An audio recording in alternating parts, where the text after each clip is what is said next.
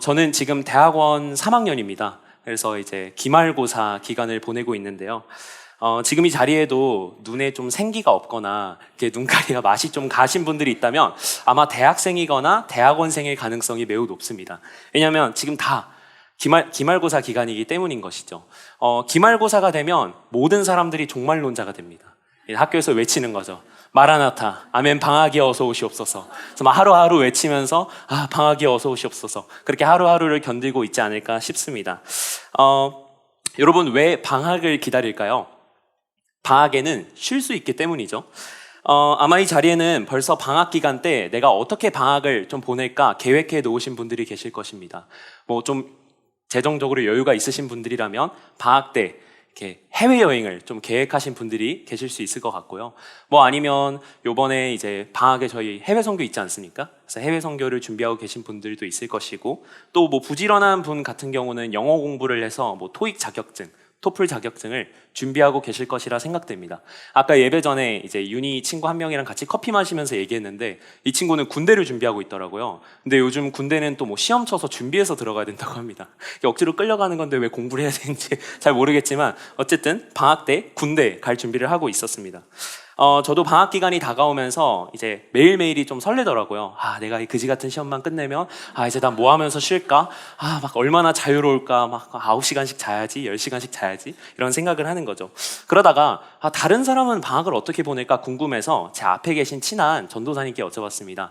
글쎄, 학교에서 형님이에요. 그래서 형님, 방학 때 좀 어떻게 보내실 계획이세요? 라고 제가 물어보니까 갑자기 한숨을 푹 쉬시더라고요. 그래서 내가 뭐 그렇게 어려운 걸 물어본 것도 아닌데, 그래서 형님 왜 그러세요? 했더니 모르겠어요. 요즘 쉬는 것도 일이에요. 라고 말씀을 하시더라고요. 제가 이 말을 듣고 벙쪘습니다. 엥? 무슨 소리지? 쉬는 게 왜 어렵지? 그냥 침대에 가서 누우면 되는 거 아닌가? 쉬는 게 쉬운데? 이게 왜 어렵다는 거지? 제가 그 말을 계속 혼자 고민을 하다가 그 말을 곱씹고 곱씹다 보니까 어느덧 이 말이 저에게 되게 철학적인 문장으로 다가오기 시작했는데, 그 말이 우리 시대의 쉼에 대한 진단처럼 저에게 갑자기 들려졌습니다. 여러분 요즘은 열심히 살아도 피곤한데요, 쉬어도 피곤한 시대입니다. 그래서 오히려 쉬는 게 더 어렵다라고 말하는 사람들을 좀 많이 보곤 합니다. 왜 그러냐면요, 우리가 쉼조차도 잘 쉬어야 한다라는 강박 속에서 살고 있기 때문에 그렇습니다. 피로사회라는 책의 저자 한병철 교수는 현대사회를 이렇게 진단하고 있습니다. 성과사회는 점점 더 부정성에서 벗어난다. 점증되는 탈규제의 경향이 부정성을 폐기하고 있다. 무한정한 할 수 있음이 성과사회의 긍정적 조동사이다. 말이 너무 어렵죠? 그래서 제가 GPT한테 물어봤습니다. 초등학생이 이해할 정도로 쉽게 번역해줘. 넘겨주시면, 네, GPT의 작품입니다. 현대사회는 금지 대신 무한한 가능성을 강조하면서 사람들을 스스로 지치게 만들고 있다. 정확한 통찰이죠. 여러분 잘 생각해보면요, 현대사회를 살아가는 우리는 더 이상 누군가에게 복종하라는 어떤 강압과 명령 아래에서 살아가고 있지는 않습니다. 누군가가 복종하도록 우리를 강요해서 피곤해질 일이 별로 없다는 것이죠. 오히려 우리가 필요한 이유는 너는 할 수 있다라는 이 무한한 긍정의 명령이 우리로 하여금 피곤하도록 한다는 것입니다. 잘 와닿지 않을 수 있으니까 제가 몇 가지 예시를 한번 들어보도록 하겠습니다. 과거를 좀 얘기해 볼까요? 옛날엔 규율과 규칙이 좀 심했었죠. 과거에는 그 알 수 없는 규칙과 규율이 되게 강한 시대였습니다. 뭐 예를 들면 버스나 기차 같은 데를 타면 거기서 공공장소에서 막 다리를 꼬고 앉거나 아니면 다리를 벌리고 앉으면 어른들이 뭐라고 말씀하셨죠? 버릇없다라고 말씀을 하셨죠. 또 식당이나 공공장소에서 막 깔깔대거나 크게 소리를 지르면 그렇게 조용히 하지 않으면 어디서 예의 없게 떠드냐라는 이야기를 많이 들었습니다. 물론 지금도 듣지만 과거에는 그게 훨씬 더 심했었던 것이죠. 그러니까 무엇인가 그러면 안 된다라는 무언의 압박과 시선이 있었다는 것입니다. 아니면 또 이런 게 있겠죠. 제가 설교 준비하다가 어머니랑 대화하다가 들은 이야기인데요, 옛날에는 길거리에서 이렇게 담배를 피거나 아니면 옷차림이 좀 튀거나 좀 뭔가 이렇게 불량해 보이면 경찰이나 어떤 사람한테 제지를 당했다고 합니다. 특히 70년대부터 80년대까지는요, 단정한 옷차림이 아니란 이유 때문에 뭐 장발이면 단속당하고 뭐 미니스커트도 단속당하고 심지어 청바지 입은 대학생까지 단속 대상이었다고 합니다. 뭐 지금 우리에게는 잘 와닿지 않는 이야기일 수 있겠지만 실제 그런 일이 있었다는 것이죠. 그러니까 그때는 법이 아니라 무엇인가 이렇게 해야 한다라는 사회 분위기가 있었다는 것입니다. 아마 이러한 규정들 외에도 수많은 것들이 과거에는 있었겠죠. 그렇기 때문에 당시의 사람들이 피곤해지는 이유는 이 세워진 규칙에 복종하지 않으면 마이너스가 된다, 벌을 받는다라는 어떤 외적인 강압 때문에 피곤해 했었습니다. 그러니까 규율과 규칙이 되게 중요했던 시대였던 것입니다. 하지만 오늘날은 복장이 튄다고 해서 길거리에서 단속을 하진 않잖아요. 만일 단속한다면 저와 담임 목사님을 비롯해서 여기 잡혀가실 분들이 많이 보이는 것 같은데, 오늘날은 그렇지 않죠. 오늘날 우리가 지치고 힘든 이유는 금지와 규칙 때문이 아니라 무한한 가능성 때문에 그렇습니다. 믿음아, 넌 할 수 있어 라고 외치는 문화적인 압박이 우리로 하여금 피곤하게 한다는 것이죠. 예를 하나 들어보겠습니다. 요즘 사람들이 제일 중요시 여기는 것 중 하나는 아마 자기계발이 아닐까 싶습니다. 이렇게 교보문고나 서점 가면 자기계발서가 이렇게 쫙 깔려있지 않습니까? 그리고 썸네일이나 유튜브, 오늘도 인스타그램에서 릴스 보다가 넌 할 수 있어, 기안84 이런 릴스가 올라오더라고요. 그러니까 그런 것들이 되게 정보가 엄청나게 넘쳐납니다. 물론 그런 정보들이 나쁘다는 것은 아닙니다. 그런데 우리가 그런 정보를 맞닥뜨릴 때 우리는 무엇인가 무언의 압박을 느낀다는 것이죠. 그 자기계발서들과 그 동기부여 영상들이 우리에게 외치는 것입니다. 더 나아질 수 있어. 넌 지금 불충분해. 넌 높은 자리로 갈 수 있어. 그러니까 노력해봐. 자신을 계속 개발해봐. 라고 우리에게 무언의 압박을 하더라는 것입니다. 특히나 우리를 괴롭히는 게 있다면 나보다 더 잘나고 나보다 더 성공한 또래들의 SNS 게시물이 아닐까 싶습니다. 나보다 더 나은 연봉을 받는 사람이 있을 수 있고요. 나보다 더 비싼 옷을 입는 사람이 있을 수 있고, 또 나보다 더 좋은 외모와 몸매를 가진 사람들의 사진을 보면서 우리는 무엇인가 뒤처지고 있다라는 조급함을 받기가 매우 쉽습니다. 그래서 누가 이거 하세요라고 명령은 하진 않지만 자체적으로 바쁘고 피곤한 것입니다. 여러분 아마 이 자리 가운데 다이어트 하라고 누가 협박해가지고 하시는 분들은 거의 없을 것입니다. 그렇죠? 대부분은 그냥 길거리를 가다가 되게 몸매가 좋고 외모가 좋은 사람을 보면서 나도 좀 살 빼야 되는 거 아닌가? 라는 어떤 마음 때문에 다이어트를 시작하신 분들이 더 많을 것 같아요. 그래서 안 그래도 바쁜데 시간을 더 쪼개서 무엇인가 우리는 삶에 계속 자기 개발을 추가하죠. 그래서 아침부터 일찍 일어나서 미라클 모닝 이런 거 독서를 한다거나 아니면 자기 전에 이제 회사원들은 안 그래도 회사 일에서 피곤한데 또 헬스장에 가서 운동을 한다거나 무엇인가를 계속 덧붙이는 것입니다. 하지만 우리가 그렇게 아무리 바쁘게 살아도 결국 우리의 마음 가운데 남는 생각은 뭐냐면 그래도 나는 아직 부족하다라는 생각일 것입니다. 저를 포함한 대학원생과 그 대학생들도 마찬가지겠죠. 이제 방학 다가올 텐데 방학 때 나는 푹 쉴 거다 하시는 분들 계실까요? 아마 없을 겁니다. 다 나름대로의 계획을 가지고 있을 거예요. 왜냐하면 방학이 시작되면 내 주변에 있는 모든 친구들이 무엇인가를 준비하기 시작하기 때문입니다. 인턴 경험을 쌓기 위해서 일을 할 것이고요. 자격증을 따기 위해서 무엇인가 공부를 할 것이고 아니면 요즘은 알바 경력 쌓기 위해서 또 알바도 해야 됩니다. 이처럼 현대인은 더 잘 살아야 한다는 어떠한 압박, 자기를 계속 증명해야 한다는 그 멍에 아래에서 스스로를 계속 몰아붙이고 의미 있는 사람으로 보이기 위해서 애쓰고 서로를 비교하면서 계속 자신을 소진합니다. 그래서 사실 어떤 의미에서 바쁜 것보다 쉬는 게 더 무섭다는 것이죠. 왜냐하면 차라리 일이라도 하면 피곤하지만 내가 오늘 뭔가 했다라는 성취감이라도 있는데 집에서 푹 쉬고 나서 기분이 되게 나쁘거든요. 이 시간에 누군 더 열심히 뭐 한 거 아니야? 내가 이렇게 쉬어도 되나? 나 같은 깜냥이 그래도 되나? 제가 이번 주도 그랬습니다. 대학원에서 수업 다 끝나고 너무 피곤한 거예요. 왜냐면 새벽 기도 1교시가 8시거든요. 폭력적이죠. 그래서 1, 2교시, 3, 4교시, 점심 예배, 5, 6교시 끝나고 이제 허리가 너무 아파가지고 집에 가가지고 이제 기숙사 방에 가서 딱 누우려다가 갑자기 생각나는 거예요. 근데 지금 담임 목사님 책 읽고 계시겠지? 담임 목사님 설교 준비하고 계시겠지? 나 같은 게 쉬어도 될까? 그래서 그 자리에서 일어나서 안 읽던 책을 하나 짚고 카페로 나가서 책을 읽고 설교를 준비하기 시작했습니다. 이처럼 우리는 쉴 때조차 매우 필요한 시대를 살고 있습니다. 그리고 예수님은 그런 우리에게 쉼을 약속하시면서 말씀하시죠. 오늘 본문이죠. 수고하고 무거운 짐진 자들아 다 내게로 오라. 내가 너희를 쉬게 하리라. 이 말씀 앞에 우리가 얼마나 큰 위로를 받습니까? 저도 쉼에 대한 묵상을 하면서 이 말씀을 푹 읽다가 말씀을 뭔가 묵상하는데 뭔가 이상한 거예요. 말씀을 묵상하는데 이상한 한 문장이 제 눈에 딱 띄었습니다. 뭐냐면 예수님이 우리를 쉬게 해주시겠다고 말씀하시면서 제안하시는 방법이 이상한 것입니다.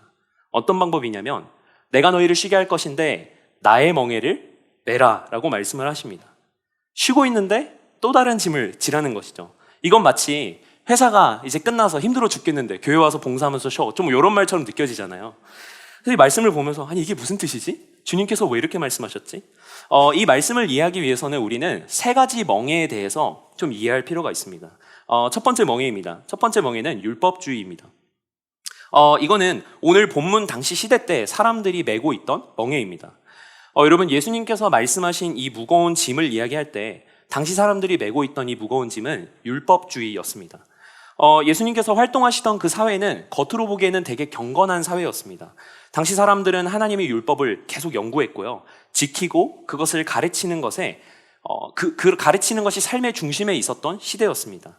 그 중심에는 바리새인들, 서기관들, 종교 지도자들이 있었죠. 이 사람들은 정말 열심히 살았습니다. 정결법을 지키고 안식일법을 지켰죠. 심지어는 율법을 더 잘 지키기 위해서 예수님께서 시키지도 않은 자기들끼리 만든 조항을 만들어 놓고서는 그 조항들조차 지키곤 했습니다.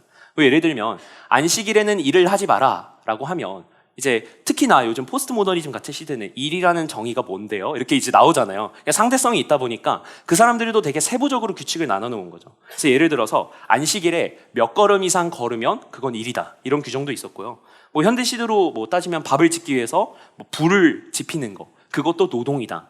아니면 치약을 짜는 것도 노동이다. 이런 식으로 세부적인 규칙을 만들었습니다. 참 대단하지 않습니까?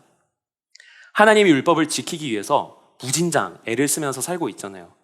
그런데 예수님께서 이 땅 가운데 오시고 나서 그 바리새인들을 무진장 비판하셨습니다. 왜냐하면 문제는 율법 자체가 아닙니다. 그 율법을 자기의 정당성과 우월성을 증명하는 도구로 사용했기 때문입니다. 여러분 우리가 오해하지 말아야 할 한 가지 사실이 있습니다. 뭐냐면 많은 분들이 이신칭의라는 이 교리 때문에 율법을 부정적인 것으로 생각하는 분들이 되게 많더라고요. 왜냐하면 이신칭의, 믿음으로 의롭다 칭함을 받았다라는 이 개념이 행위로 구원을 얻어낸다라는 개념에 반대해서 나왔기 때문에 무조건 율법을 지키는 것, 행위는 다 나쁜 것으로 쉽게 인식하는 것 같습니다. 물론 우리의 행위로는 구원을 얻어낼 수 없습니다. 율법을 잘 지켜야지만 구원을 얻는 것은 결코 아닙니다. 하지만 그렇다고 해서 하나님께서 주신 이 율법이 악한 것도 아닙니다. 사실 율법은 하나님께서 우리에게 은혜로 주신 선한 기준입니다. 무슨 말이냐면 이스라엘 백성들이 구원받은 이후에 이 하나님과의 관계 속에서 더 잘 살면 좋지 않습니까? 그래서 하나님께서 자신의 백성들이 더 거룩하게 살도록 돕기 위해서 선물로 주신 것이 율법입니다. 율법은 우리로 하여금 하나님 앞에 우리의 죄를 깨닫게 하고요. 그리고 하나님 앞에 더 나아가도록 만드는 기능을 가지고 있습니다. 하지만 문제는 이 율법을 하나님 앞에 나의 자격을 입증하기 위한 수단으로 만들어버린 것이 문제인 것이죠. 시간이 지나면서 사람들이 이 율법을 하나님의 사랑 안에서 이해하지 않고 오히려 이 율법의 기준을 따라서 사람들에게 점수를 매기고 자격을 따지기 시작했습니다. 그래서 누군가는 내가 이만큼 했으니까 하나님께서 내 삶 속에서 무엇인가 이만큼은 좀 해주지 않을까라는 생각을 하기 시작했고요. 반대로 내가 이번 주는 이 기준을 채우지 못했는데 나의 이번 주 삶은 하나님께서 실망하시고 벌을 주시진 않을까라는 생각을 하기 시작했죠. 이런 율법주의의 문제는 무엇이냐면요. 하나님의 이미지를 오해하게 만든다는 것입니다. 여러분도 신앙생활하면서 느끼시는 여러 지점들이 있으실 것 같아요. 예를 들면 이런 거죠. 큐티 꼬박꼬박 하시는 분들이 있으시죠? 큐티를 나름 꼬박꼬박 하다가 피곤하거나 일이 좀 많아서 그 루틴을 좀 놓칠 때가 있습니다. 그렇죠? 네. 열심히 큐티 결단하시다가 지금 좀 잠깐 안 하시는 분들이 있잖아요. 그렇죠? 그런 분들은 뭔가 열심히 하다가 안 하니까 내 일이 안 풀릴 것 같은 느낌을 받으실 수 있습니다. 만일 당신이 바쁜 일정 때문에 며칠 동안 큐티나 성경 읽기를 하지 못한 거예요. 그러다가 중요한 시험이나 면접을 앞두게 되었습니다. 그때 문득 기도하다 생각이 드는 거죠. 나 요즘 큐티에 소홀했는데 혹시 시험 떨어지는 거 아니야? 면접 잘 안 되는 거 아니야? 이때 그 사람은 하나님이 사랑의 아버지가 아니라 종교적인 체크리스트를 채워야만 복을 주시는 시험 채점관처럼 이미지가 변해버리기 시작합니다.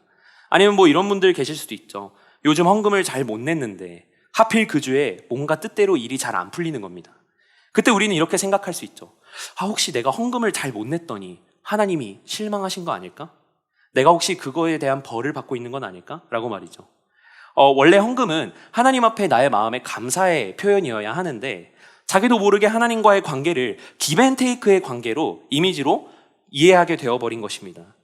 이처럼 율법주의는 우리로 하여금 이 하나님의 이미지를 사랑의 아버지가 아니라 경찰 혹은 종교 체크리스트를 채점하는 시험 채점관 아니면 감독자처럼 이미지를 오해하게 만듭니다. 그러니까 신앙생활이 이 사랑 안의 관계가 아니라 성적표로 평가받는 시험처럼 느껴지는 것이죠. 물론 여기서 신앙생활 하지 않으시는 분이 계시다면 이렇게 생각할 수 있겠죠. 에이, 전도사님, 그거는 종교를 믿는 사람들의 이야기죠. 저는 뭐 그런 율법 같은 게 없어요. 저는 저를 억압하는 규칙 따위는 없습니다. 라고 생각하실 수 있습니다. 아니요, 여러분, 이것은 종교를 가진 사람들에게만 해당되는 이야기가 아닙니다. 당신이 정통 유대인이 아닐지라도 혹은 종교를 가지고 있지 않을지라도 우리 모두는 율법과 매우 유사하게 나를 올가매는 어떤 기준과 그 요구 안에서 압박을 받으면서 살아갈 수밖에 없습니다. 그리고 그 기준을 따라서 살아가려고 애를 쓸 수밖에 없는 것이죠. 예를 들면 이런 거죠. 제가 실제로 한 그 사모님께 들은 이야기인데, 이제 아이를 키우시는 어머님이십니다. 당연히 어머니겠죠. 사모님이니까. 어머니신데요. 이 어머니가 자녀를 학교에 데려다 준 후에 이제 학교 데려다 준 학부모님들이랑 같이 커피 타임을 잠깐 가졌대요. 그래서 이런저런 이야기를 하는데 한 어머님이 이렇게 이야기를 하신 거죠. 각자 자신의 자녀에게 가르치고 있는 교육에 대해서 이야기를 하는 겁니다. 뭐라고 했냐면 요즘 우리 아이는 영어학원 3개를 다녀요. 이렇게 얘기를 하신 거예요. 근데 이 사모님의 자녀는 아기가 영어학원을 안 다니거든요. 근데 옆에 있는 어떤 어머님 뭐라고 하셨냐면 우리 아이 초등학생인데 코딩 시작했다고 이야기를 했다는 거예요. 무섭죠. 이 이야기를 듣고 사모님께서 집으로 돌아오시는데 마음이 갑자기 너무 무거워졌다고 합니다. 왜냐하면 혹시 내가 나의 아이의 교육에 대해서 너무 안일한 게 아닌가? 혹시 내가 너무 책임감 없게 이 아이를 키워서 이 아이가 학교에서 뒤처지거나 좀 이렇게 늦어지고 있는 건 아닌가? 라는 걱정이 들었기 때문입니다. 만일 이런 상황이 일어난다면 이 어머니께서는 율법이라는 게 뭔지 모르시죠. 하지만 사회가 요구하는 좋은 부모라는 아니면 좋은 교육이라는 보이지 않는 기준에 짓눌리기 시작합니다. 압박을 받기 시작하는 것이죠. 아니면 또 다른 예를 들어보겠습니다. 요즘 청년들을 가장 억압하고 있는 강력한 기준이 무엇일까요? 제 생각엔 외모인 것 같습니다. 과거에는 이 길거리나 동네에서 뭐 이쁜 누나 아니면 멋있는 형이 막 그렇게 많지는 않았던 것 같아요. 그러니까 이렇게 뭐 한 서너 명 있었던 거죠. 그래서 와, 저 누나 진짜 이뻐. 막 와, 한 번만 사귀어보고 싶다. 막 이렇게 남자분들 그러시지 않습니까? 저만 쓰레기가 됐네요. 그런데 이 SNS가 발전하면서 우리는 단지 옆 사람뿐만이 아니라 인터넷에 존재하는 수많은 인플루언서들과 우리 자신을 비교하기 시작하게 됐습니다. 그러니까 내가 스스로 뭐 나 정도면 좀 괜찮겠는데 싶다가도 핸드폰을 열고 인터넷에 들어가서 보면 세상에 잘생기고 이쁘고 몸매 좋은 사람이 너무 많습니다. 아니 바쁜데 어떻게 운동을 하는지 모르겠어요. 근데 다들 너무나 멋있는 사람들이 있는 것이죠. 그러면 우리는 그때부터 우리 자신을 그 사람들과 비교하기 시작합니다. 아니면 인터넷에 올라오는 운동에 대한 정보, 아니면 식단, 뭐 다이어트에 대한 정보가 매우 넘쳐납니다. 물론 그것들이 우리의 외모와 몸을 업그레이드 하는 데 도움을 준다는 것은 사실이죠. 하지만 사실 대부분 그런 정보들은 우리로 하여금 우리가 좋은 외모를 가져야 하고 좋은 몸매라는 기준에 다다르도록 우리를 압박합니다. 그러한 사회가 요구하는 외모의 기준이 우리를 지치게 만드는 것입니다. 아니면 그냥 다 떠나서 우리가 그냥 서울이라는 도시에 살기 때문에 그런 것 같기도 합니다. 저는 중국에서 15년 살다 와서 이걸 너무 많이 체감을 하는데요. 한국에 딱 오자마자 제가 깨달은 사실이 하나가 있습니다. 여기는 사람 사는 곳이 아니다. 왜냐하면 서울이라는 곳은 본질적으로 살기 위해 만들어진 도시가 아니라 무엇인가 경쟁하고 성취하기 위해서 모이는 도시이기 때문에 그렇습니다. 하루 종일 돌아가는 교통버스와 지하철과 중국은 9시면 다 자거든요. 근데 여기 막 9시부터 시작이더라고요. 삶이 시작인 거죠. 늦은 새벽에도 꺼지지 않는 그 아파트와 수많은 빌딩의 불빛을 보면서 우리는 마음이 조급해지고 더 바쁘고 열심히 살아야겠다는 압박을 느끼게 됩니다. 우리는 이렇게 보이지 않는 기준의 압박을 받으면서 살아가죠. 그것이 율법이든 아니면 사회적인 기대이든 아니면 자기 자신이 만든 어떠한 기준이든지와 상관없이 당신은 쉴 틈 없이 나는 충분하지 않아 라고 생각하면서 지쳐갈 수밖에 없습니다. 그래서 당신은 그 기준을 아주 잘 지켜서 그 압박으로부터 잠깐 벗어나 보려고 할 수도 있죠. 하지만 그것의 기준을 더 잘 지키려고 애쓸수록 여전히 당신은 비참함을 느낄 것입니다. 왜 그렇습니까? 사람들은 어떠한 그 기준을 잘 지켜서 자기의 자격을 증명하려고 할 때 그 증명의 수단으로 비교라는 방식을 선택할 수밖에 없기 때문에 그렇습니다. 나는 이만큼 했는데 쟤는 왜 그만큼 안 하지? 라면서 나의 마음의 만족을 얻으려는 방식을 선택하는 것이죠. 여러분, 비교의 결과는 두 가지입니다. 모두 당신에게 해롭습니다. 그래서 두 가지는 이렇죠. 비교를 통해 당신은 비참해질 수 있고요. 교만해질 수 있습니다. 이 두 가지의 결과에서 벗어날 수 없습니다. 이게 무슨 말씀인지 다 아시겠죠? 나는 다른 사람들보다 잘하고 있어. 교만이죠. 나는 왜 저 사람처럼 안 되지? 이건 비참이죠. 이 두 가지 결과는 모두 우리로 하여금 참된 쉼을 누리지 못하게 만듭니다. 아니, 그럼 그냥 계속 잘해서 교만하게 살면 되는 거 아닌가요? 라고 생각할 수 있을 텐데, 아니요, 당신은 계속 교만할 수 없습니다. 왜냐하면 당신이 비교하고 있는 그 대상은 계속 바뀌고 있기 때문입니다. 내 옆에 누군가는 끊임없이 바뀌기 때문에 내 기준도 그에 따라서 만족도가 바뀔 수밖에 없는 것이죠. 제가 이것을 최근에 처절하게 겪은 적이 있는데요. 저는 공부를 못합니다. 잘하진 않습니다. 그런데 나름 책은 참 많이 읽었다라는 자부심이 아주 쬐끔 있습니다. 왜냐하면 저희 어머니께서 중국에서 책으로 이렇게 재외국민들 공부시키는 사역을 하셨거든요. 근데 이제 뭐 수학 선생님 아들이면 당연히 수학 학원 다니잖아요. 그것처럼 저도 저희 어머니께서 그런 학원을 하셨으니까 당연히 책을 읽었겠죠.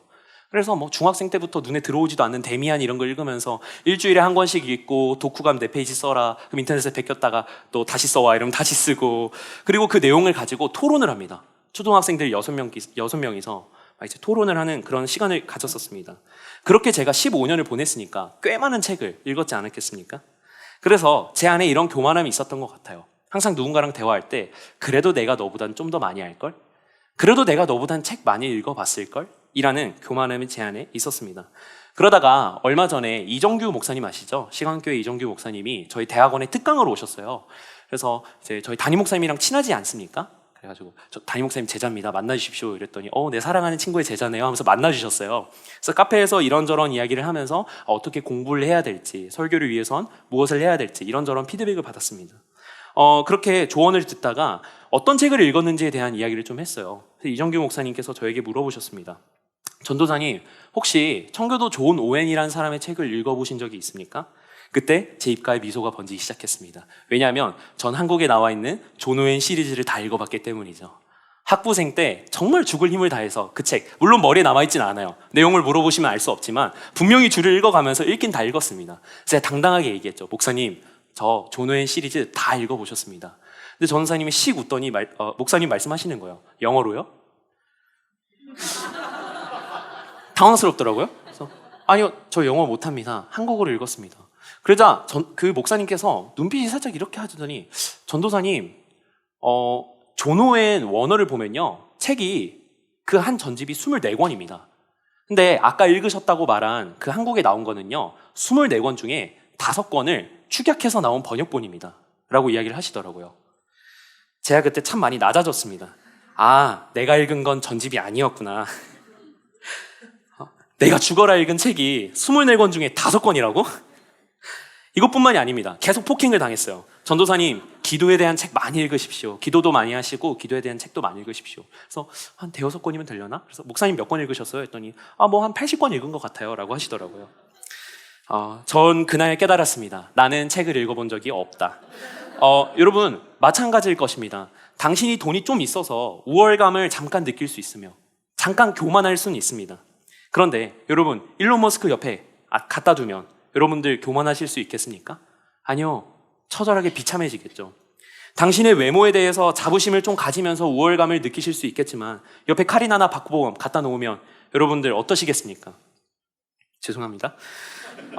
우리가 누군가와 비교할 때 잠깐은 우월해지거나 교만해질 수 있습니다. 그러면서 일시적인 만족을 얻을 수는 있지만 그 대상이 바뀌는 순간, 나보다 더 나은 그 누군가의 대상으로 바뀌는 순간 우리는 또다시 비참함을 느낄 수밖에 없습니다. 여러분, 율법주의는요, 우리로 하여금 늘 누군가와 계속 경쟁하고 나를 증명해야 하는 구조 속에서 나를 계속 지치게 만듭니다. 당신이 아무리 그 율법을 잘 지키려고 해도 말이죠. 이러한 비교에 대한 불안과 지침은 교회를 다니느냐 아니면 교회를 다니지 않느냐와 상관없이 모든 사람에게 적용되는 문제입니다. 저희는 지금 첫 번째 문제인 율법주의의 문제를 살펴보았는데요. 그렇다면 이런 질문이 생길 수 있을 것 같아요.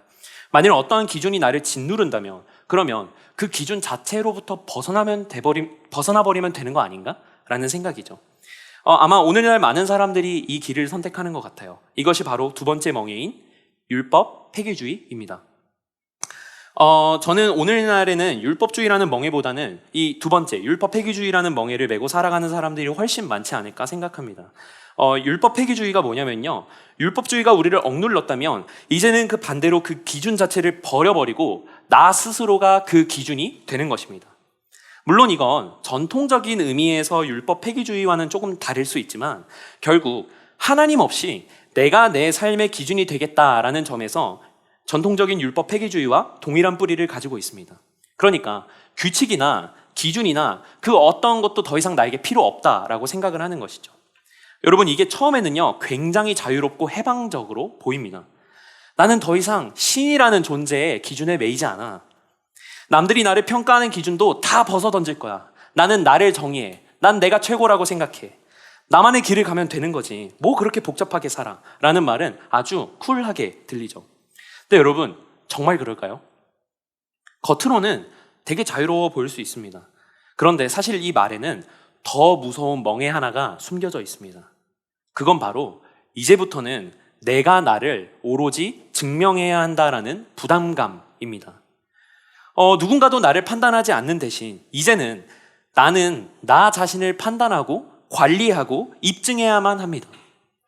예전에는 그래도 그 하나님이라는 기준이 있었고 그 어떤 바깥의 기준이 있었고요. 적어도 그 기준은 변하진 않았어요. 하지만 이제는 기준도 나고요. 평가자도 나고요. 책임자도 나인 것입니다. 그러니까 율법 혹은 기준이 폐기된 것이 아니라 내가 스스로 또 다른 기준을 만들어서 나에게 지우는 셈이더라는 것입니다. 여러분, 이것은 율법주의보다 훨씬 더 무거운 짐입니다. 여러분, 우리는 여기서 아주 중요한 한 가지 사실을 알 수 있습니다. 그것은 율법주의, 그러니까 기준을 잘 지키던지 아니면 반대로 율법 폐기주의, 그 기준으로부터 벗어나든지와 상관없이 이 두 가지의 결과는 같다는 것입니다. 이 두 가지가 겹쳐 보이는 이유는 두 가지의 결과가 모두 내가 충분한가? 라는 것에 대한 내면의 압박과 자책을 가져오기 때문인 것이죠. 그러니까 껍데기는 달라 보일 수 있지만 내면에 작동하는 이 불안감과 자책과 자기 비난의 감정은 비슷하다는 것입니다. 여러분, 겉으로 보면 반대처럼 보입니다. 율법주의는 규칙을 잘 지키면 되고 율법 폐기주의는 율법을 거부하면 된다는 것처럼 보입니다. 그래서 우리는 만일 내가 율법주의 쪽으로 치우쳤다고 생각하면 그 반대인 율법 폐기주의 쪽으로 한 발자국 내디디면 된다고 생각해요. 반대로 내가 율법 폐기주의에 있다면 율법주의 쪽으로 한 발자국 내디디면 된다고 생각을 하는 것이죠. 균형을 잡으면 된다고 생각하는 것입니다. 그런데 여러분, 애초에 인간은 죄인이기 때문에 균형을 잡는 것도 불가능하고요. 설령 운이 좋아서 어떤 인간이 균형을 잡았다고 할지라도 그것은 매우 무의미한 일입니다. 왜냐하면 아까 말씀드렸듯이 그 둘의 결과는 똑같거든요. 신학자 싱클레어 퍼커슨이라는 사람은 이 사실을 아주 통찰력 있게 설명했습니다. 제가 읽어드릴게요. 그러고 보면 율법주의와 율법 폐기주의는 사실상 같은 자궁에서 나온 이란성 쌍둥이다. 하와가 하나님의 율법을 거부한 것, 율법 폐기주의는 사실 하나님에 대한 왜곡된 시각, 율법주의의 열매였다. 여러분, 이 두 가지가 왜 같냐면요, 둘 다 하나님의 선하심을 믿지 못하는 데서 시작하기 때문입니다. 넘겨주시겠습니까? 율법주의는 말하죠. 하나님이 그냥 날 사랑하실 리가 없어. 내가 무언가를 좀 더 해야 돼. 하나님 앞에 내가 조금 더 공을 들이고 증명을 해야 해. 반대로 율법 폐기주의는 말합니다. 하나님은 나를 얽매고 제약만 해. 자유도 없고 기쁨도 없는 것 같아. 이 두 가지는요, 모두 다 하나님을 신뢰하지 않고 자기의 힘으로 자신을 구원하려는 시도인 것입니다. 결국 중요한 건 이것이죠. 우리는 율법주의를 선택하든 율법 폐기주의를 선택하든 모두 같은 결과를 낳을 수밖에 없다는 것입니다. 멍에를 아무리 잘 메어보려고 해도 잘 되어지지 않습니다. 그렇다면 멍에를 벗어 던져도 마찬가지인 것이죠. 모든 기준으로부터 벗어나려고 해도 이젠 나는 내가 세운 기준을 따라 살아가려고 할 것이고 결국 피로하며 지치게 되는 똑같은 결과를 얻을 수밖에 없다는 것입니다. 정리를 좀 해볼까요? 율법주의는 우리를 피곤하게 하죠. 반대로 율법 폐기주의는 우리를 공허하게 만듭니다. 그래서 둘 다 결국 우리를 지치게 만든다면 여러분, 우리는 이제 이렇게 질문을 해봐야 합니다. 나는 지금 나를 지치게 하는 멍에를 벗었는가? 벗어 던졌는가가 아니라요. 나는 지금 어떤 멍에를 메고 있는가? 그리고 더 나아가서 나는 누구의 멍에를 메야 하는가? 이 질문에 대해서 예수님께서 우리에게 새로운 초청을 하시는 것이죠. 그것이 바로 세 번째 멍에인 예수님의 멍에입니다. 예수님은 율법을 더 잘 지켜라, 혹은 율법으로부터 벗어나라 라고 말씀하지 않으십니다. 오히려 나의 멍에를 메라 라고 말씀을 하시죠. 근데 저는 이 말씀을 듣고 예수님의 멍에를 메면 되겠다, 큐티 끝? 이러면 좋잖아요. 저는 좀 이렇게 딴지를 거는 게 있습니다.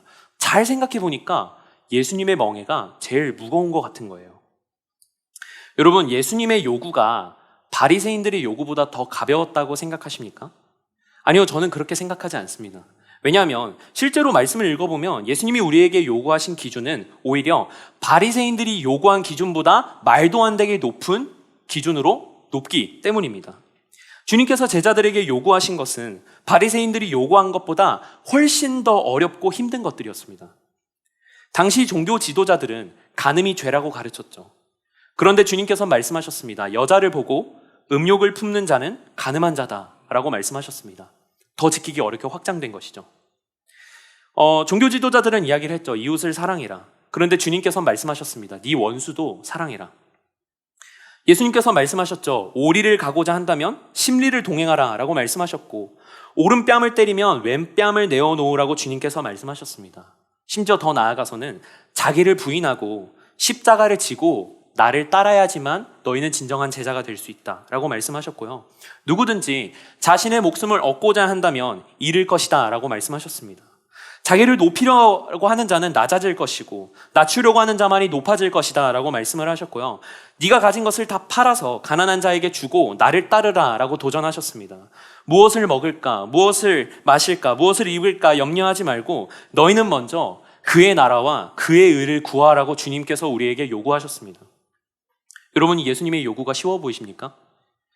단순히 금식을 하느냐 마느냐, 기도를 어떻게 해야 하느냐 따위의 문제보다 이 문제가 더 쉬워 보이냐는 것입니다. 아니요, 주님의 조건은 사실 훨씬 더 부담스럽습니다.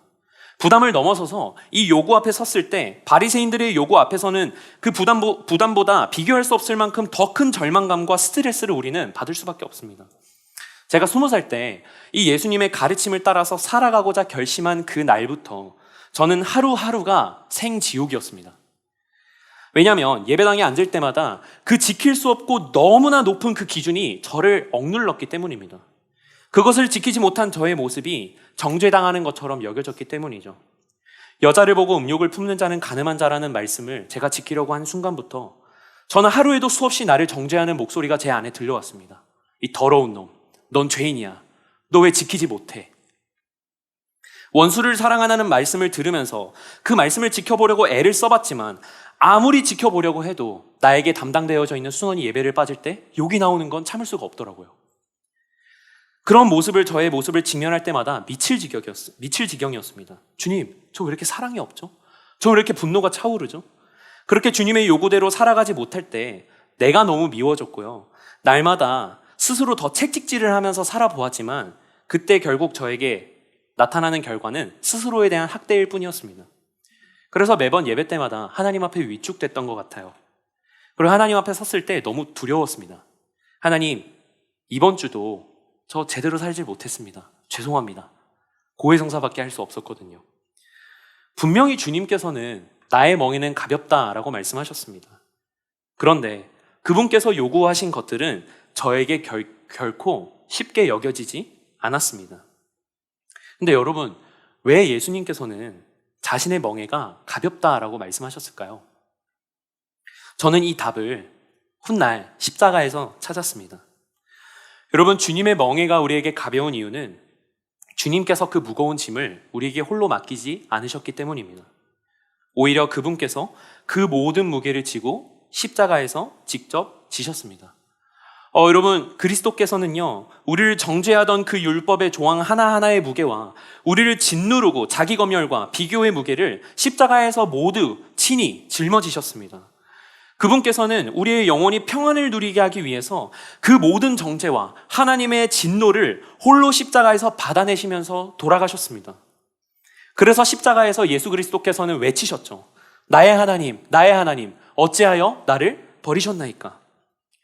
우리 죄로 인해서 그분께서는 십자가에서 하나님과 그 영원한 사랑의 관계에서 단절되셨습니다.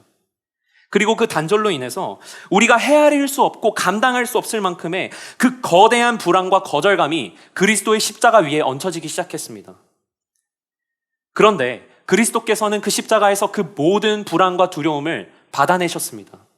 왜냐하면 그분은 저와 여러분이 평생 감당해야 할 불안과 정죄를 대신 감당하고 계셨기 때문입니다. 그리고 그 모든 짐을 지신 그리스도께서 오늘 말씀에서 우리에게 초청하시는 것입니다. 나에게로 오라. 내가 우리의 이 무거운 짐을 지심으로 인해 너희는 이제 가벼워졌다라고 말씀을 하시는 것이죠. 여러분, 예수님의 이 초청은요, 우리에게 주시고자 하시는 이 쉼은 단순히 감정적인 위로가 아닙니다. 정신 승리가 아닙니다. 그분이 겪으신 고통으로 인해 우리에게 주어진 것은 세상의 그 어떤 것도 줄 수 없는 참된 자유함과 평안함입니다. 여러분, 그분께서 십자가에서 불안해하셨기 때문에 이제 우리는 평안할 수 있습니다. 그분이 우리의 무거운 짐을 지심으로 인해서 우리는 이제 가벼워질 수 있습니다. 그렇기 때문에 그리스도 안에 있는 우리는 더 이상 이제 사랑을 받기 위해 자기 자신을 증명하려 하지 않아도 됩니다. 세상의 기준과 그 요구와 달리 우리는 더 이상 나의 가치를 증명하기 위해서 내가 얼만큼 했는지, 내가 얼마나 열심을 내었는지를 점검하면서 불안해하지 않아도 된다는 것입니다. 왜냐하면 예수 그리스도의 순종과 그분의 피가 나의 모든 죄를 가렸기 때문입니다. 그리고 우리를 아무런 조건 없이 사랑하는 자녀로 삼아주셨죠.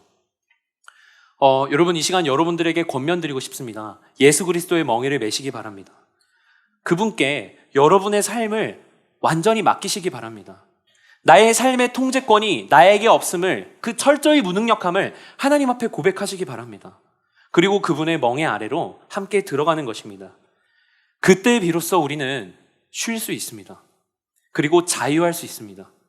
예수님의 멍에는 더 이상 나를 증명하기 위한 멍에가 아니라 이미 나를 사랑하신 주님과 함께 매는 멍에입니다. 마지막으로 그럼 그 멍에를 매는 자의 삶을 살아가기 위해서 우리의 모습이 어떠해야 하는지 이야기해봤으면 좋겠습니다. 그 멍에를 지고 살아가는 자의 삶의 모습은 어떤 모습일까요? 그 해답은 오늘 우리가 읽었던 본문 말씀 전에 25절에 나와 있습니다. 우리가 28절부터 30절을 너무 묵상하다 보니까 25절을 놓치는 경향이 있는데요. 제가 여러분을 위해 읽어드리겠습니다. 그때 예수께서 대답하여 이르시되 천지의 주제이신 아버지여, 이것을 지혜롭고 슬기 있는 자들에게는 숨기시고 어린아이들에게는 나타내심을 감사하나이다. 아멘. 어떤 자들에게요? 어린아이 같은 자들입니다. 여러분, 어떤 사람이 예수님의 쉼을 누리는 자의 모습이냐면요, 어린아이와 같은 자의 모습입니다. 성경을 보면 누가 예수님의 구원을 받았습니까? 지혜롭고 총명한 자들이던가요? 아닙니다. 조건적으로 뛰어난 사람이었습니까? 아니죠. 자신이 다 갖추고 있다고 생각하는 사람들이었습니까? 아닙니다. 어린아이와 같은 자들이 구원을 받았습니다. 어린아이들이야말로 이 복음을 이해하고 그 복음을 삶 속에서 온전히 드러내면서 예수 그리스도 안에서 쉼을 누리는 자들이기 때문에 그렇습니다. 그렇습니다. 우리 모두는 나이가 들어가고 있지만 주님 앞에서는 평생 어린아이가 되어야 합니다. 그리스도인이 된다는 것은 어린아이와 같이 된다는 것과 동의어입니다. 여러분, 어린아이들의 특징이 무엇이죠? 두 가지 특징이 있습니다. 첫 번째는 어린아이는 자신이 처절하게 무력하다는 것을 알고 있습니다. 그래서 어린아이들은 항상 부모님을 찾죠. 아빠, 나 이거 못하겠어. 뭐 엄마 안아줘. 엄마 나 저거 해줘. 뭐 양치 못하겠어. 피곤해. 나 못해, 못 가. 업어줘. 막 이러잖아요. 아이들은 아주 무력하게 행동합니다. 그리고 실제로 그들은 무력합니다. 그래서 예수님께서 말씀하시는 거죠. 너는 어린아이처럼 되어야 한다. 물론 이건 굉장히 어려운 일입니다. 여러분이 무력하다는 사실을 인정하기 위해서는 여러분의 자존심을 버려야 하거든요. 그래서 때로 아마 주변 친구들에게 좀 들으셨을걸요? 세상의 기준으로 봤을 때 그리스도인은 대단히 찌질해 보이고 못나 보일 수 있습니다. 여러분 이미 잘 아시겠지만 예수님을 믿는 순간부터 우리의 인생은 개털입니다. 세련되게 살 수 있다라는 기대와 가능성은 포기하시기 바랍니다. 이미 우리는 어린아이와 같이 무력하고 처절하게 살아갈 수밖에 없습니다. 못나 보일 수밖에 없고요. 참 누가 보기에 너무 찌질해 보일 수밖에 없습니다. 왜냐하면 매 순간 우린 하나님 앞에 이렇게 고백해야 할 수밖에 없거든요. 주님, 나는 당신의 은혜가 아니면 아무것도 아닙니다. 그러므로 주님, 나는 당신의 도움이 필요합니다. 나는 누군가를 용서할 수 있는 힘이 없습니다. 내 자녀를, 내 연인을, 내 가족을 올바르게 사랑할 수 있는 능력이 1%도 없습니다. 나는 나 자신의 인생조차 올바르게 이끌어갈 수 있는 능력이 조금도 없습니다. 그러므로 주님, 매 순간 날마다 나는 주님의 은혜가 필요합니다. 나는 무력합니다. 라고 고백할 수밖에 없거든요. 여러분, 이것이 바로 첫 번째로 당신이 해야 할 일입니다. 어린아이 같이 되기 위해선 저와 여러분, 그 무능력함을 철저하게 인정해야 합니다. 어린아이의 특징 두 번째입니다. 어린아이는 자신이 사랑받고 있다고 확신하면서 살아갑니다. 여러분, 어린아이들은요, 자기들이 무력하다는 사실뿐만이 아니라 그들은 부모가 자신을 철저하게 사랑한다는 사실을 완전하게 확신하고 있습니다. 이게 무슨 말이냐면요, 아이를 키우시는 부모님들은 더 공감하실 것 같은데요, 저는 이 한두 살짜리 아기가 세상에서 제일 힘듭니다. 왜냐면 유치원생만 돼도 이게 말로 협박을 좀 할 수 있잖아요. 너 엄마 부른다? 막 이러면 애가 좀 정신 차리고 그러는데, 한두 살 애들은 뭔가 통하는 것 같은데 안 통하는 것 같고 뭔가 알 수 없는 나이거든요. 자기 멋대로입니다. 마음에 안 들면 떼쓰고, 안 주면 울고, 마음에 안 들면 막 던지고, 막 자기 멋대로 하는 거죠. 그래서 부모님들을 참 힘들게 합니다. 그런데 놀랍게도 그렇게 부모를 힘들게 하던 그 아이는 부모의 사랑을 아주 당연하게 여깁니다. 그래서 당당하고 뻔뻔하게 자신의 요구를 부모 앞에 들이밀죠. 제가 한 번은 어떤 목사님과 함께 MT를 간 적이 있습니다. 교역자 회의였습니다. 그래서 이제 목사님 가족과 제가 이제 함께 가게 된 거죠. 남자애 2명이었는데요. 한 명은 한두 살이었고 나머지 한 명은 한 3, 4살이었던 것 같아요. 정말 힘들더라고요. 그 아들들 키우시는 부모님들 존경합니다. 걔네들이랑 놀아주다가 죽을 뻔했습니다. 막 이렇게 신나게 놀고 이제 애들을 좀 재우고 이제 저희는 회의를 시작했죠. 그래서 막 회의를 하다가 새벽 1~2시에 끝났습니다. 그래서 기절할 것 같아요, 목사님. 이래가지고 야, 자자. 이제 나머지는 하나님께서 은혜로 이끌어 가실 거야. 그리고 이제 침대에 딱 누웠는데요. 제가 너무 충격을 받았는 게, 얘가 새벽 3시가 딱 됐는데 갑자기 탁 일어나더니 막 비명을 지르면서 우는 거예요. 그러니까 이게 막 응애 이런 게 아니라요, 이 1살 애가 막 으아 이러면서 우는 거예요. 너무 깜짝 놀라가지고 모든 사람들이 이렇게 벌떡 일어났습니다. 그런데 목사님께서 이렇게 다크서클 요만큼 있으신 분이 터덜터덜 아무렇지 않게 걸어가시더니 애를 이렇게 토닥토닥 해주시는 거예요. 저는 그 광경이 너무 충격적이었습니다. 아니, 어떻게 저럴 수가 있지? 새벽 3시에? 미친 거 아니야? 지금 우리 지금 1시간 반 자고 지금 일어났는데 이 시간에 운다고? 너무 충격을 받아가지고 막 이렇게 충격을 받고 있다가 다음날 아침이 되었죠. 아이가 깼어요. 너무 충격적이었습니다. 그 아이는 세상 아무렇지 않게 아버지에게 다가가더니 대단히 충격적인 요구를 했습니다. 아빠, 나랑 나가서 축구하자. 와, 제가 그때 분노에 찬 마음으로 속으로 생각했습니다. 저런 뻔뻔한 녀석. 지금 너의 아버지의 눈 아래에 있는 다크서클이 보이지 않는 거야? 우리는 어제 2시에 잤다고. 너는 푹 잤겠지, 9시에 잤으니까. 근데 뭐? 놀아달라고? 미친 거 아니야? 어떻게 감히 아버지에게 지금 축구를 하자고 이야기를 할 수 있는 거지? 그 아이의 요구가 이해가 되지 않았습니다. 아니, 저 같으면 고개를 푹 숙이고 찾아와서, 아버지, 제가 간밤에 좀 울었죠. 제가 소리를 좀 질렀죠. 그때 제가 좀 제정신이 아니었던 것 같습니다. 저 때문에 피곤하시죠? 커피라도 한잔 타올까요? 뭐 이래도 배은망덕한 녀석인데 아침에 그래도 모자를 판국에 찾아와서 축구를 하자고? 이해가 되지 않았습니다. 여러분, 도대체 이 아이는 어떻게 그렇게 당당하고 뻔뻔하게 아버지에게 놀아달라고 요구할 수 있었을까요? 이유가 무엇이었을까요? 물론 철이 좀 덜 들어서일 수 있겠죠. 아니면 이 아이가 좀 미성숙해서 그럴 수도 있을 것 같습니다. 하지만 부정할 수 없는 단 한 가지 사실이 있습니다. 지금 이 아이는 자신이 아버지로부터 사랑받고 있다는 사실을 100% 확신하고 있기 때문에 이런 행동을 할 수 있습니다. 여러분, 이것이 기독교인이 된다는 것, 동시에 주님의 멍에를 맨 자의 모습의 두 번째 특징입니다. 이건 너무나도 중요합니다. 저는 지금까지 자신이 죄인임을 인정하는 그리스도인들은 참 많이 봤습니다. 전도사님, 전 죄인이에요. 하나님 없이 아무것도 할 수 없어요. 그들은 자신이 하나님을 필요로 한다라고 분명히 인정했습니다. 그들은 자신의 인생을 스스로 망쳤다고, 아주 잘못 살았다라고 인정했습니다. 그래서 고백을 하죠, 예배 때. 나는 죄인입니다. 나는 철저하게 무능력합니다. 근데 여러분, 그 고백만으로는 충분하지 않습니다. 예수님은 단지 저는 죄인입니다 라는 것을 믿는 것뿐이라면 그건 반쪽짜리 신앙생활이라고 말씀하실 것입니다. 당신은 예수님이 당신을 정말 사랑하신다는 사실을 믿어야 합니다. 그분이 나를 완전히 용서하셨다는 사실을 십자가의 사랑을 통해서 분명하게 인식하고 확신해야 합니다. 만일 당신이 나는 여전히 부족한 모습인 것을 인정하고 철저한 죄인이면서 동시에 무능력한 자라는 것을 인정할지라도 그분이 나를 포기하지 않고 나를 사랑하신다는 사실을 믿을 수 없다면 당신은 아직 하나님 앞에 어린아이가 아닙니다. 반주를 좀 해주시겠습니까? 신앙생활을 하면서 제 자신에게 참 안타까울 때가 있습니다. 언제인지 아신가요? 돈이 아까워서 헌금을 잘 못했을 때? 뭐 그럴 수 있다라고 생각해요. 아니면 제가 하나님 앞에 너무 감정적으로 흔들릴 때? 그럴 수 있다라고 생각을 합니다. 하나님 앞에 큰 죄를 지어서 괜찮다고 생각을 합니다. 제가 언제 하나님 앞에 제 자신이 참 안타까면요, 제가 하나님 앞에서 철든 척 할 때입니다.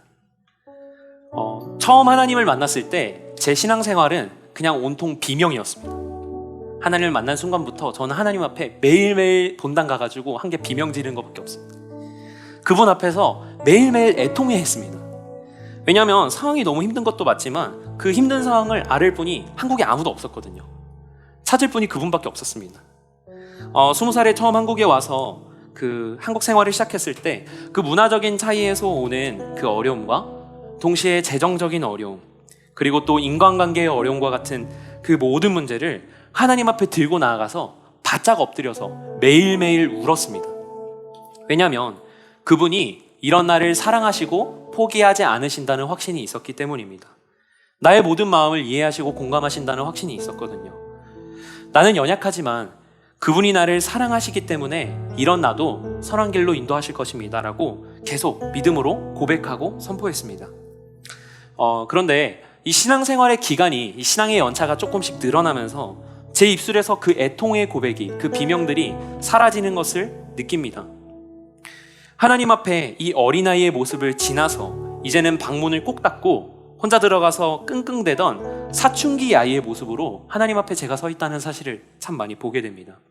왜냐하면 제가 입술로는요, 주님을 사랑합니다, 내가 주님께 모든 것을 맡깁니다, 내가 당신께 철저히 의지합니다 라고 입으로 고백은 하지만 신앙생활을 하면서 여전히 변하지 않고 수없이 주님을 배반하는 나의 모습을 보면서 제 안에 의심이 싹 트기 시작했거든요. 이래도 나를 사랑하실까? 내가 너무 주님 앞에 뻔뻔한 건 아닐까? 나 같은 게 하나님을 아버지라고 불러도 되는 것일까? 내가 너무 예수 그리스도의 십자가의 은혜를 너무 값싸게 여기는 것은 아닐까? 생각이 들었기 때문입니다. 라이트하우스 성도 여러분, 혹시 이 자리 가운데에도 그러신 분들이 계시지는 않으십니까? 철든 척하는 분들 말이죠. 여러분, 정말 여러분들이 철든 걸까요? 아니요, 어쩌면 아버지를 향한 순수한 믿음이 사라졌을 가능성이 큽니다. 그 사랑에 대한 확신이 사라지고 내 안의 의심이 자리 잡아 있었을 가능성이 있습니다. 여러분, 우리를 너무 사랑하시면서 우리에게 가장 좋은 것을 주시기를 원하시는 하나님을 향한 믿음을 가지고 하나님 앞에 다시 때를 쓰는 저와 여러분이 되었으면 좋겠습니다. 물론 내 고백과 나의 삶의 궤는 너무나 크죠. 내 삶의 모습이 하나님 앞에 드리기에 너무나 부끄럽고 나의 일주일의 삶이 하나님 앞에 드리기에, 삶의 예배라 고백하기에 너무나 쪽팔리지만, 그럼에도 그 아이처럼요, 아빠한테 축구 놀아달라고 했던 아이처럼 우리는 또다시 예배 자리 가운데 당당하게 그분의 사랑을 확신하면서 하나님을 찾는 그 어린아이가 되었으면 좋겠습니다. 나에게 최고의 것을 주시기를 원하시는 하나님을 향한 믿음을 가지고 엎드리는 저와 여러분이 되시기를 주님의 이름으로 축복합니다. 그러므로 여러분, 이 시간 여러분 스스로에게 한번 물어보셨으면 좋겠습니다. 자신의 무력한 존재임을 인정하고 동시에 하나님 아버지께서 나를 변함없이 사랑하신다는 그 복음을 신뢰하면서 그분께 여러분 전부를 정말로 맡기시면서 살아가시겠습니까? 만일 그렇다면 나 자신에 대한 철저한 무능력함에 대한 인정과 변함없는 사랑에 대한 확신이 나의 안에 회복되게 해달라고, 이 두 가지를 결코 잃어버리지 않게 해달라고 하나님 앞에 기도하시기를 바랍니다. 수고하고 무거운 짐진 자들아 다 내게로 오라. 내가 너희를 쉬게 하리라. 주님의 이 초청 앞에 응답하시기를 바랍니다. 그리고 고백하십시오. 주님, 첫 번째로 나는 무능력합니다. 그러나 주님, 주님이 저를 사랑한다는 사실을 확신합니다. 그래서 주님, 오늘 나는 주님과 함께 그 멍에를 메고 살아가기를 결단합니다.